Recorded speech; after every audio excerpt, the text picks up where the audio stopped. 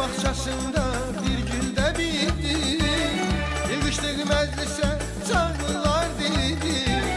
Senin şerefine bu şad gününe 5 günlük dünyadan bir ilde öttü. Heyet bahçesinde bir gülde bitti. Yığıştık meclise çağırlar dedi. Senin şerefine bu şad gününe. Dostlara doğma ses senin ünündür.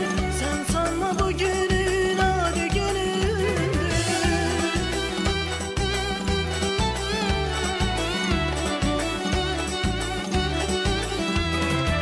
Dostlara doğma ses senin ünündür. Sen sanma bu günün adı günündür. Sevine azizim bahar günündür. Aleyhinde senin en şad günündür. Sevine azizim bahar günündür. Aleyhinde senin en şad günündür. Tebrik